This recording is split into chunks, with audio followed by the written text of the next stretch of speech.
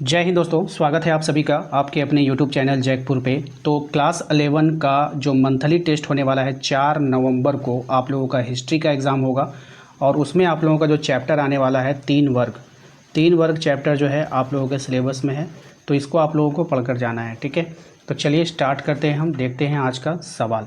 सबसे पहले सवाल में देखिए, आपसे बोला गया है कि मध्यकालीन यूरोप की जो प्रमुख विशेषता है वो क्या होती है। ठीक है, और ध्यान दीजिएगा, आज के इस वीडियो में हम आपको सब्जेक्टिव क्वेश्चन आंसर भी दिखाएंगे, ऐसा नहीं है कि सिर्फ ऑब्जेक्टिव ही होगा। तो वीडियो काफ़ी इंपॉर्टेंट है, शुरू से लेकर अंत तक बने रहना है। साथ ही यदि आपने अभी तक हमारे चैनल को सब्सक्राइब नहीं किया तो कर लीजिए, बेल आइकन को प्रेस कर लीजिए ताकि आने वाली हर एक वीडियो का नोटिफिकेशन आपके मोबाइल पर जाए। इसके अलावा आप हमारे दिए गए नंबर पर संपर्क करके व्हाट्सएप ग्रुप को जरूर ज्वाइन कर लीजिएगा। चलिए, कह रहा है कि मध्यकालीन यूरोप की प्रमुख विशेषता क्या है आपको बतानी है। तो देखिए, सामंतवाद, इसका राइट आंसर क्या होगा, सामंतवाद हो जाएगा। क्वेश्चन नंबर 2 पे आइए, कह रहा है कि गोथिक शैली का विकास कहाँ पे हुआ था।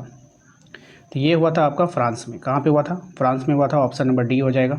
नेक्स्ट है, शॉर्लमैन कहाँ का शासक था। अब ये जो शॉर्लमैन था ये फ्रांस का शासक था। कहाँ का शासक था? फ्रांस का शासक था। क्वेश्चन नंबर 4 पे आते, कह रहा है कि सामंतवाद शब्द किस भाषा के फ्यूड शब्द से बना हुआ है। तो ये जो बना हुआ है ये जर्मन भाषा के फ्यूड शब्द से बना हुआ है। फ्यूड शब्द का जो अर्थ होता है वो क्या होता है ये आपको बतानी है। तो ये होता है ज़मीन का टुकड़ा। ऑप्शन नंबर ए हमारा यहाँ पे करेक्ट आंसर हो जाएगा। क्वेश्चन नंबर आते हैं 6 पे, कहा गया है कि जर्मन की किस जनजाति ने गौल प्रांत को अपना नाम देकर फ्रांस बना दिया। तो कौन सी जनजाति थी वो? तो फ्रैंक जनजाति। कौन सी? फ्रैंक जनजाति थी। ठीक है, क्वेश्चन नंबर 7 पे आते, कह रहा है कि नरमंडी के राजकुमार ने कब इंग्लैंड और स्कॉटलैंड द्वीपों को जीता था। तो कब जीता था ये जीता था 11वीं शताब्दी में। कब जीता था? 11वीं शताब्दी में। क्वेश्चन नंबर 8 पे आते हैं। क्वेश्चन नंबर 8 में कहा गया है कि पादरियों ने स्वयं को किस वर्ग में रखा था। अब ये जो पादरी लोग थे ये अपने आप को प्रथम वर्ग में रखते थे। किस वर्ग में? प्रथम वर्ग में। क्वेश्चन नंबर 9 पे आइए, कह रहा है निम्नलिखित में से कौन सा कथन अभिजात वर्ग से संबंधित सही कथन है। तो कौन सा कथन सही है? तो अभिजात वर्ग अपनी संपदा पर अस्थायी तौर पर नियंत्रण था। बिल्कुल सही है। वे अपनी सैन्य क्षमता बढ़ा सकते थे। सही बात है। वह अपनी स्वयं के न्यायालय लगा सकते थे और अपनी मुद्रा भी प्रचलित कर सकते थे। तो उपरोक्त में से सभी इसका राइट आंसर हो जाएगा। क्वेश्चन नंबर आते हैं 10 पे। 10 में कहा गया है कि मैनर शब्द किससे संबंधित है। अब ये जो मैनर शब्द है इसका मतलब होता है घर। किससे होता है? घर से संबंधित है। नाइट कौन था आपको बताना है। अब ये जो नाइट था इन सैनिक लोग थे। कौन थे? सैनिक थे। फीफ के बारे में कौन सा कथन जो है वो गलत है आपको बताना है। तो फीफ के बारे में जो कथन यहाँ पे गलत है, फीफ एक विशाल सेना थी, ये कथन गलत है। बाकी सब जो है यहाँ पे सही है। ठीक है, पढ़ लीजिएगा। क्वेश्चन नंबर आते हैं 13 पे, कहा गया है कि पश्चिमी चर्च के अध्यक्ष पॉप थे, वे कहाँ रहते थे। तो वे जो रहते थे रोम में रहते थे। कहाँ रहते थे? रोम में रहते थे। क्वेश्चन नंबर आते हैं 14 में, कहा गया है चर्च को एक वर्ष के अंतराल में कृषकों को उसकी उपज का 10वां भाग लेने का अधिकार था, उसे क्या कहा जाता था। तो उसको कहते थे टीथ। क्या कहते थे? टीथ। टीथ क्या है? कभी कभी क्वेश्चन पूछता है टीथ क्या है, तो टीथ जो एक तरह का कर है। ठीक है, टैक्स। आबेस हिल्डेगार्ड कौन था। अब ये जो आबेस हिल्डेगार्ड एक संगीतज्ञ था। नेक्स्ट है, भिक्षुओं का ऐसा समूह जिसने 13वीं सदी में मठ में ना रहने का निश्चय किया, उन्हें किस नाम से जाना जाता था। तो उनको हम लोग जानते थे फ्रायर के नाम से। ठीक है, बेनिडिक्टिन क्या है। तो बेनिडिक्टिन जो है मठों में भिक्षुओं के लिए हस्तलिखित एक पुस्तक है। आइए अगले सवाल पे आते हैं। हमारा अगला सवाल है कि मोनोस्ट्री शब्द किस भाषा के मोनोस से बना है, जिसका अर्थ होता है ऐसा व्यक्ति जो अकेला रहता है। तो ये बना है आपका ग्रीक शब्द से। चलिए, सामंतवाद का विकास इंग्लैंड में कब हुआ था। तो सामंतवाद का विकास इंग्लैंड में हुआ है 11वीं सदी में। ऑप्शन नंबर सी हो जाएगा। इंग्लैंड में कृषक विद्रोह कब हुआ है। तो इंग्लैंड में जो कृषक विद्रोह हुआ वह 1381 में हुआ है, ध्यान रखना है। सेंट बेनेडिक्ट का मठ इटली में कब स्थापित हुआ है। तो ये हुआ था आपका 529 में। क्लूनी मठ की स्थापना बरगंडी में कब हुई थी। तो इसकी स्थापना जो बरगंडी में हुई थी वो हुई थी आपका 910 ईस्वी में। ठीक है, एक ऐसा कर जो राजा केवल किसानों पर कभी कभी लगाता था, वो कौन सा कर था। तो वो जो कर था टैली। ठीक है, सर्फ किसे कहा जाता था।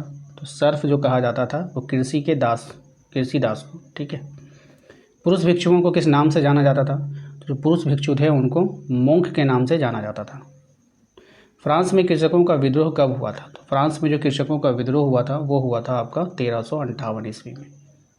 नेक्स्ट है, यूरोप में भयंकर अकाल कब आया। तो यूरोप में जो भयंकर अकाल आया वो आया 1315 से 1317 के मध्य। क्वेश्चन नंबर आता है 28 में, कह रहा है लुई 13वें के शासनकाल में फ्रांस में परामर्शदात्री सभा स्टेट्स जनरल का अधिवेशन कब हुआ? तो ये हुआ था आपका 1614 ईस्वी में। ठीक है, इसको ध्यान रखना है। तो क्वेश्चन है आपका कि पश्चिमी यूरोप में ब्यूबोनिक प्लेग जैसी महामारी का जो संक्रमण हुआ वो कब हुआ था? तो वो हुआ था आपका 1347 से 1350 के बीच में। ठीक है, इसको याद रखना है। क्वेश्चन नंबर आते हैं 30 पे, कहा गया है कि मोनेस्ट्री शब्द ग्रीक भाषा के शब्द मोनोस से बना है, जिसका अर्थ क्या होता है? तो इसका अर्थ होता है ऐसा व्यक्ति जो अकेला रहता है, ऐसा व्यक्ति जो अकेला रहता है। क्वेश्चन नंबर आते हैं हम लोग 31 पे, कहा गया है कि आबे शब्द सीरिया के अबा से लिया गया है, जिसका अर्थ क्या होता है? तो इसका अर्थ होता है आपका पिता। क्या होता है? पिता। ठीक है। आर्थिक संस्था का आधार क्या था? अब आर्थिक संस्था का जो आधार था वो था आपका श्रेणी। नेक्स्ट है आपका चर्च की सर्वोच्च सत्ता थी, किसके पास थी आपको बताना है। तो चर्च की जो सर्वोच्च सत्ता रोम के पोप के पास थी। ईसा मसीह का जन्मदिन कब मनाया जाता है? काफ़ी अच्छा सवाल है। तो ईसा मसीह का जो जन्मदिन मनाते हैं हम लोग वो 25 दिसंबर को मनाते हैं। ऑप्शन नंबर ए हो जाएगा। पॉप ने शॉर्लमेन को पवित्र रोमन सम्राट की उपाधि से कब सम्मानित किया? तो ये किया था 800 ईस्वी में। ठीक है। वर्तमान में फ्रांस में किस प्रकार की सरकार है? तो वर्तमान में फ्रांस में जो सरकार है वो गणतंत्रीय सरकार है। Option number A. इंग्लैंड देश का नाम किसका रूपांतरण है? तो ये है आपका एंजिल लैंड का। ठीक है। महिला भिक्षुओं को किस नाम से जाना जाता है? तो महिला भिक्षुओं को जो जाना जाता है वो नन के नाम से जाना जाता है। और आपने भी याद किया था मोंक किसका था? पुरुष भिक्षु का। मध्यकालीन यूरोपीय समाज कितने वर्गों में विभाजित था? तो ये विभाजित था आपके 3 वर्गों में विभाजित था। ठीक है। लॉर्ड को ज़मीन का टुकड़ा नाइट को दे देता था। लॉर्ड जो ज़मीन का टुकड़ा नाइट को देता था वो क्या कहलाता था? तो वो कहलाता था फीफ। क्या कहलाता था? फीफ कहलाता था। अब सब्जेक्टिव में जो जो इम्पोर्टेंट है आप लोग उसका स्क्रीनशॉट ले लीजिए, आराम से आप लोग उसको नोट कर लीजिएगा। सबसे पहला सवाल जो इम्पोर्टेंट है वो ये है कि यूरोप के सामाजिक वर्ग में अभिजात वर्ग की मुख्य विशेषता क्या थी? आप लोग इसका स्क्रीनशॉट लीजिए और इसको कॉपी में नोट कर लीजिए। ठीक है। दूसरा जो इम्पोर्टेंट सवाल है वो ये वाला रहेगा आपका, सामंतवाद क्या था, इसकी आर्थिक विशेषता आपको बतानी है। ये भी सवाल काफ़ी इंपॉर्टेंट है, इसका स्क्रीनशॉट आप लोग लेकर रख लीजिए। इसके बाद जो इम्पोर्टेंट है वो है मेनर की जागीर क्या थी, इसकी मुख्य विशेषताओं का वर्णन करना है। ये भी सवाल इंपॉर्टेंट है, आप लोग इसका पहले यहाँ से स्क्रीनशॉट लीजिए, पहला स्क्रीनशॉट। ठीक है। पहला स्क्रीनशॉट में आप लोग को सिर्फ यहाँ तक लेना है। उसके बाद हम आपको दूसरा स्क्रीनशॉट देते हैं, ये आपका है दूसरा स्क्रीनशॉट। फिर इसके बाद ये तीसरा स्क्रीनशॉट आप लीजिए। ठीक है। इसके बाद ये चौथा, ये थोड़ा लंबा सवाल है क्योंकि दीर्घ सवाल आप लोग देख रहे हो। उसके बाद ये 5वां स्क्रीनशॉट, तब जा करके आपका ये आंसर कंप्लीट होगा। ठीक है।